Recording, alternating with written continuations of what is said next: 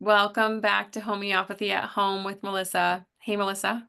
Hey Bree, I'm excited to talk about fevers tonight. Yeah, I actually love this topic. I think it was something that used to really freak me out. And you see all the time. I think it's in general probably one of the more common things that we see anxiety around or questions about. So hopefully this will be really helpful to all of you listening. Yeah, me too. Right. So before I learned that fevers are good, I gave my children Tylenol and Motrin and a lot of parents. So here's the reason why I wanted to do this topic. So we did a fevers and coughs podcast a long time ago. So you could go back and listen to that and learn about the Dr. Mendelssohn's book and what he says about fevers and why fevers are good and all of that.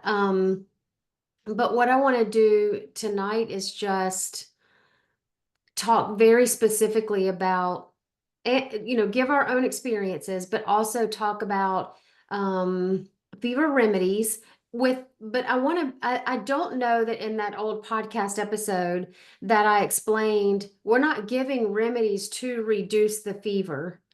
Homeopathy doesn't, we can't, we're not using homeopathic remedies to act like allopathic medicines just in a natural way. So it's not like we're giving belladonna to reduce the fever. Mhm. Um, so I think we have to just really remember that fevers are doing a job in the body. And you don't want to suppress that because suppressing a fever results in more illnesses either sooner or later in Or the longer, right? Like a prolonged yeah, illness. yeah, You know, really on the flip side, I think more recently I've noticed that I think in our desire to do something for our kids, and this is actually something I think I used to feel, and I'm recognizing it, that it felt like we were just leaving them to suffer. And I think sometimes even people in my life, like when my kids are sick and I'm using remedies, the understanding, the misconception they have is that I'm not treating it. Like I'm just letting them be yeah. miserable. And um, that does come from ignorance for sure. So I want to maybe put you at ease if you're like new into this homeopathy world or have never used remedies or you've seen people use them. You are not, I think there's a lot of fear too, thinking, well, if I'm not treating this, then it could turn into something worse. And then I'm in a really bad spot with the medical system. But remedies do treat the person. You're just not suppressing the condition or the symptom. So you can rest in knowing that you're not just letting it go untreated. Homeopathy really is different than most other even natural modalities that it really is a form of treatment. You are supporting their body. You're not just letting it go. So feel good that you're doing something, just the result is different than pharmaceuticals. Right. So can you hear that? No, I didn't hear anything. Okay, good. So, and that is the frustration that I hear from parents too. So thank you for bringing that up. That they're like, when we tell them don't suppress the fever, let it burn, they're like, my baby, Yeah. and we know what it feels like to have a fever. Your body, usually, I think my body always aches when I have a fever. That's my indication that I have a fever. But I know there can be fevers without body aches, but that the child is suffering and pain, crying. And so when, as moms, when our children don't feel well, we want to fix it, fix it, fix it.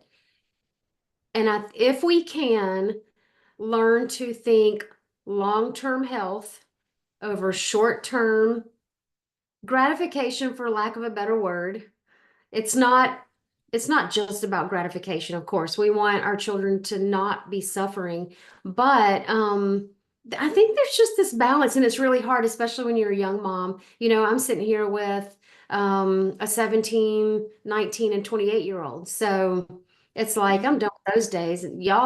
You adults can just suffer on through it.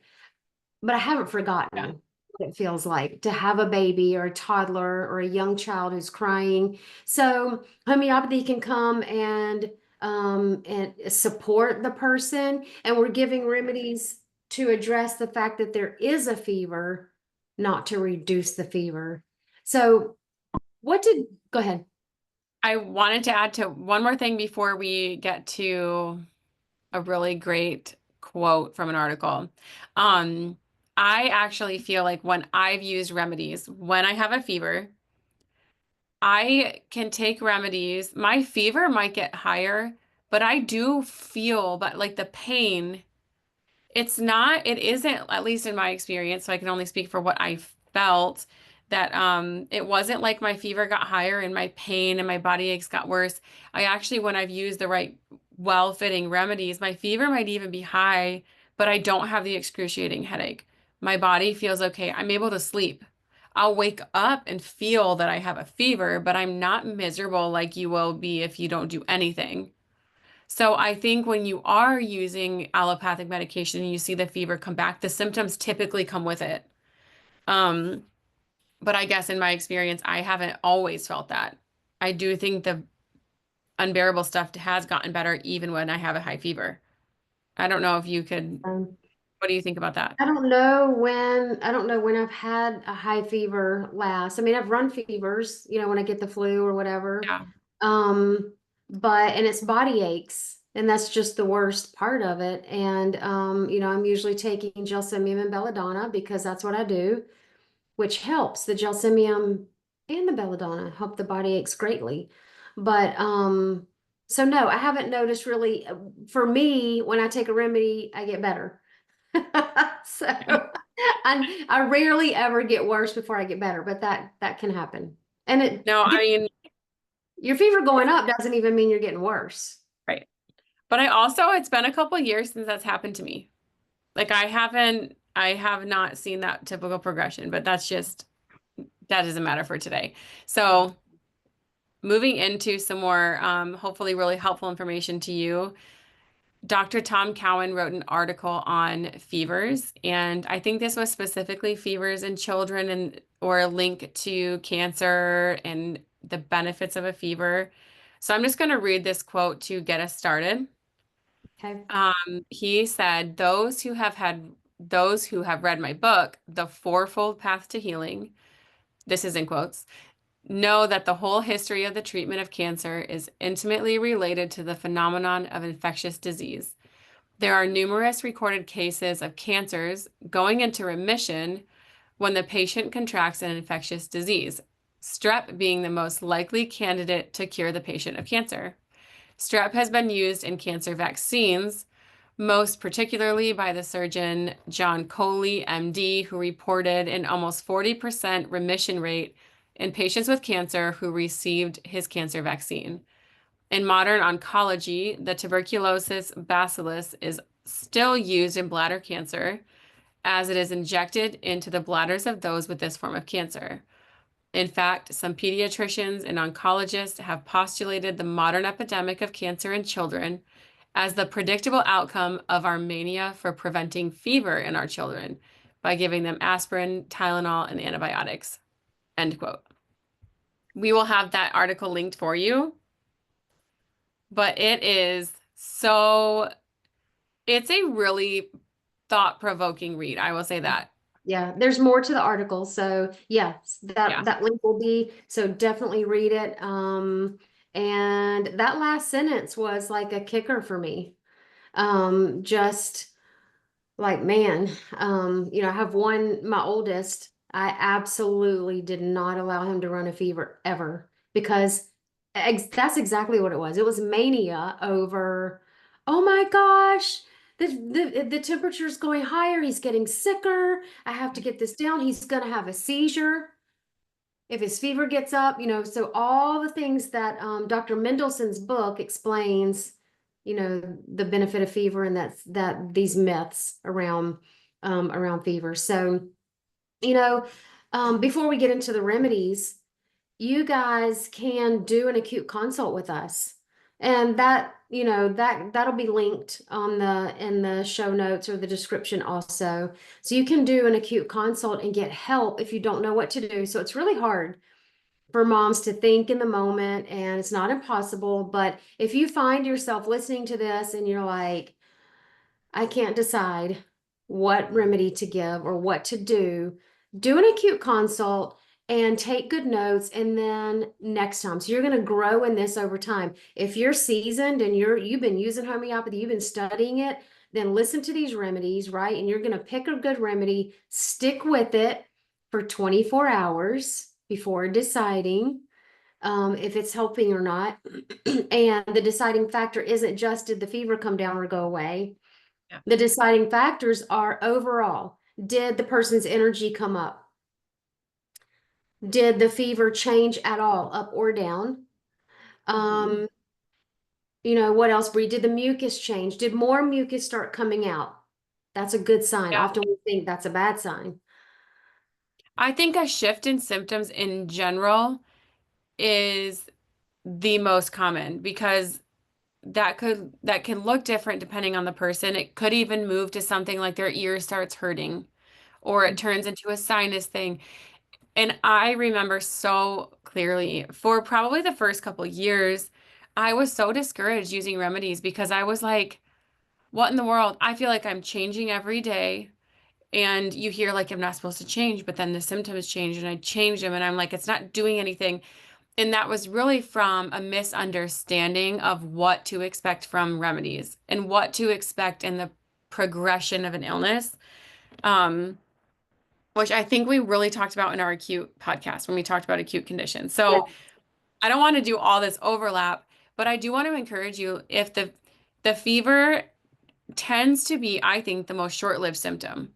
And Mhm. so don't be afraid of it. I think a good fever supporting the symptoms with the fever it moves that through quicker, the progression. Now, that might mean he wakes up or she wakes up the next day with totally different symptoms that you're going to take care of. But if you support a fever well, in my experience with using remedies over several times, a year or two of using them, you don't get fevers lasting 3, 4, or 5 days. Right. I don't know. Do Right. you agree with that over Yeah, I time? do. Yep. Yep. Yeah, for sure. Um, also, I'll just throw in there that a lack of fever, so a child especially, or even an adult who never runs a fever, there's something wrong with that. There's an immune system issue, I believe. Yeah. So, you know, everybody knows the most important thing with fevers is keep the person hydrated. So what is, that could be a rehydration solution that you make at home yourself. Or it could be an electrolyte added to the water or an electrolyte drink.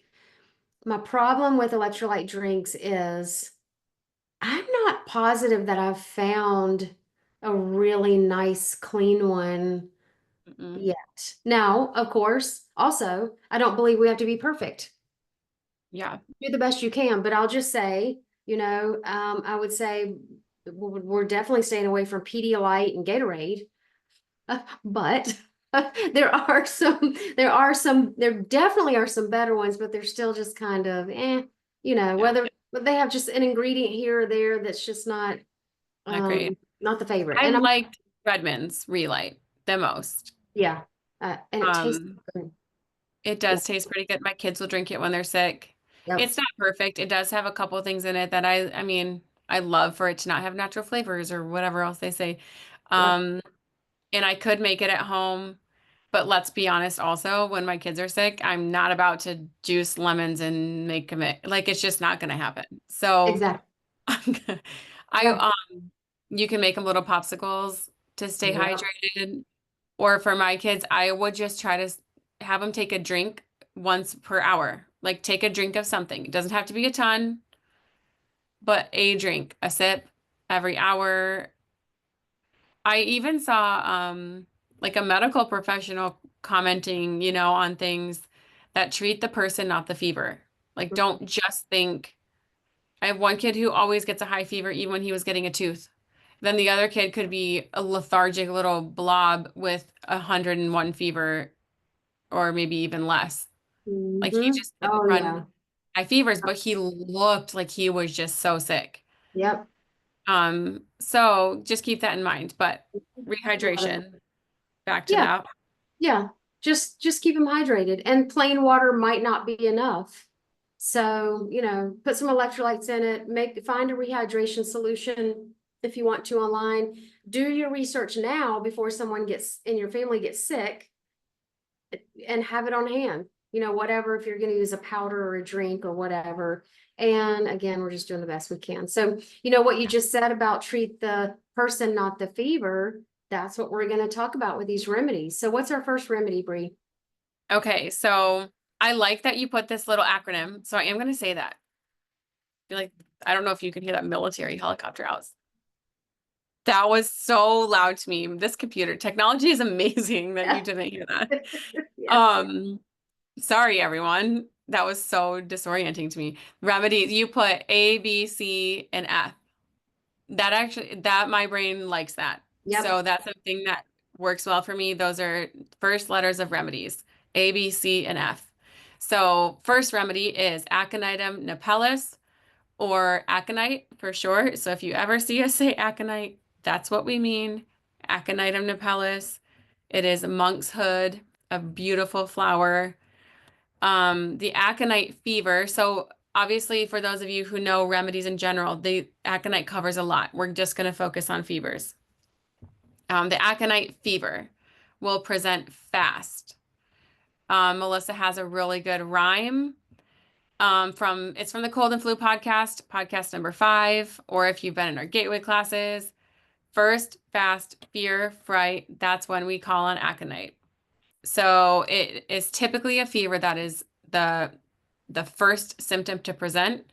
It's suddenly, so you have fast and can be accompanied by fear. So it could be from a shock or like had a shocking situation and then developed a fever, or there is a lot of fear around the illness. So that child might be afraid that she's getting sick, um, and there's fear with it. It may present with a sore throat, severe pains, restlessness, or anxiety. It's a great remedy to give in the first 24 to 48 hours of a cold or flu, with or without a fever, really, but especially if there is a fever, and can be combined with bryonia as in the Banerjee protocol. So I think the Banerjee protocol is aconite 200 with bryonia 30. Mhm. Melissa and I think we both use 200s in both of them. Yep. Works really well. Yep. Yep. Love it. So the ABC remedies, and then I added plus F, Yeah. ABC plus F, because those are going to be your top 4 remedies for, to address the fact that there's a fever, and then we're going to talk about some other ones also. But the ABC remedies, sometimes people will combine all 3 of those. That's aconite, belladonna, chamomilla. You could try it 30C in each of them, combine them if you want, or, just listen to these keynotes and see which one fits the best. So the next one is Belladonna, which is deadly nightshade. And I really like Belladonna 200. You could use 30. Backing up to Aconite, I like 200 also. You could use 30 if that's all you had. And so for Belladonna, think inflammation. So red hot and high. The belladonna fever is going to be higher, and the child might have a red hot flushed face or ears. The child might have dilated pupils and throbbing pains in the head with this fever. Delirium could be present along with swollen glands, throbbing pains anywhere, fullness and congestion of the ears or nose, and a bright redness and dryness on the body. So there may be convulsive movements or epileptic attacks followed by nausea and vomiting. The child might have a dry mouth and throat with an aversion to water. She's thirstless, and a sore throat or earache might accompany this fever. So belladonna generally is a higher fever, but it doesn't have to be. You can still use it in a little bit of a lower fever too. Some people just have this really hard and fast, like, no, it has to be a high fever to use belladonna. I disagree. Mhm. I use it all the time for any fever, but that is also because I know it works well for my family. So if you have a child in your family or a person who responds well to another remedy, don't be afraid to keep doing that just because you hear us talking about other remedies. Um, okay, next one. So the C is for Chamomilla, which is German chamomile. This fever presents with irritability. So you will see the Chamomilla temperament, and it's pretty easily spotted. They're very inconsolable, fractious, just very, very irritable. She may ask for a drink of water. You give her the water. She doesn't want it. So just don't know what they want. Nothing makes them happy. She'll scream and be mad. Obviously, these are mostly children. You might not do that as an adult, but I mean, if you have a really irritated person who's just mad, I think you've dealt with that in your older kids, Melissa, who they're just angry. They're not Yeah. necessarily crying, screaming, but angry. Mhm. She may want you to pick her up and then you pick her up, but she wants to be put back down. So think just inconsolable, unhappy, don't know what they want. That's chamomilla, especially when accompanied by pain or fever. Yeah, Teething fever is a really good example of a chamomilla fever too. absolutely. Yeah. When it's a teething fever from teething, chamomile is definitely going to be a first go-to for sure. So, next up is Ferrum Phos. So, Ferrum Phos is iron phosphate, and again, think inflammation. But this is more mild than belladonna. So Ferrum Phos tends to be pretty mild. It's a great first remedy to give in a fever where the person gets colds and sore throats easily. So it's great for the first stage of all inflammatory disorders, like we talked about in the cold and flu episode number 5, way back long time ago. When the fever presents with inflammation, sore throat, bronchitis, or nosebleeds, think of Ferrum Phos.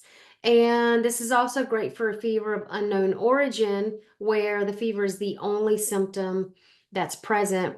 I like to use Ferrum Phos. You could do 6x just simply, or 12x just simply because it's a cell salt. But you can also use a 30 or a 200C, a 30C or a 200C if you want, or if you have experience with that. And then backing up to chamomilla, I really like 200C, or you could use 30 if that's really all you have. So Ferrum Phos is just kind of like, I'm not really feeling that great. Low grade fever, just kind of don't feel good, but it is inflammation. So, it can be at the beginning of the fever or cold or whatever, or it could come at the end, just whenever the symptoms are mild. I think of Ferrum Phos. Okay. I have never used it for fever, but I know do you have one of your kids is Farrah Foss kid? Yep. Yep. Yeah. Mm-hmm. I wonder if I tried it. Um, a lot of people do love it though. So that's the end of your A, B, C, and F. That's the top four. That's right. Top Now four ones. Mm-hmm. we have some other options for you. One of those other ones is Hepar sulf. So it's a big remedy. So in regards to a fever, think a fever with chilliness and a sore throat. The throat hurts when swallowing saliva. The throat might be red with large tonsils, like the tonsils are big and red, and a dry cough. Hepar sulf is typically not thirsty, and they may be sleepless, like not able to fall asleep. We used Hepar sulf. I like it in a 200, but 30 can work too if that's what you have. What Mm-hmm. about you? Do you usually use a Yeah, 200 yeah, 200 or or six? 16. Yeah, or Yeah. 36. Yep. Yeah, Mm-hmm. Hepar sulf is good in a lot of potencies. Yeah, yep. So the next one is Senna. Senna is not the same as Cinchona. It's different. And so for Senna, the Senna fever, think GI issues like loose stool and vomiting. And lots of chills. So Senna has a lot of chills over the entire body, followed by heat. So kind of like alternating between hot and cold. During the chill, they're shivering and shaking. This person can also be pretty irritable, and the child might want to be carried, but carrying her doesn't give her relief. So, kind of like Chamomilla. Senna, I like a 6C usually, or I would do a 30. I don't usually go 200, but I would if that's all I had. Okay. Arsenicum album is next. With Arsenicum album, you're going to think weakness and anxiety. So the Arsenicum fever, the person may be thirsty for little sips of water. They may have the heated sensation or chills during the fever. So, I mean, similar to Arsenicum album in some of those ways. They like to be covered up during the fever. And Arsenicum album is great for different kinds of infections. So you have colds, coughs, sore throat, stomach infections that can be good for diarrhea. If I remember off the top of my head too, Arsenicum album is good for restlessness, but the physical, like they can't get comfortable. Their body is restless. No, Arsenicum album Average shocks. restlessness. Yeah, Arsenicum album restlessness is from anxiety. They're moving around because they're so anxious. There we go. Okay, so Bruce Mhm. Talks is the other one. Okay. Anxiety, restlessness is Arsenicum album. So you have, I think that's our last fever remedy here. I like that we kept it, I mean, pretty succinct. So don't go crazy. Like these are good options. Yeah. Arsenicum album, 3,200. Yep. 30 or 200. Yep. I don't like to go too low for arsenicum. Hmm. Yeah. Yeah. And if you have questions about using these acutely, which fevers are acute situation, that acute care podcast we did, it was just a few podcasts ago. It wasn't that long ago. Yeah. So go back and listen to that. We talked a lot about how to dose, when to know when to move, all that kind of stuff. So that may be really helpful as a follow-up if you haven't listened already. Yep. Sounds good. Thanks, Bree, for talking through fevers. Listen, friends, I hope that this brings you some peace. While, we can't take away the fact that it's hard to watch our babies be sick, we can encourage you that the fever is good. It's doing a job. Let it do its job. Support the body as best you can in other ways, and let us know if you need help.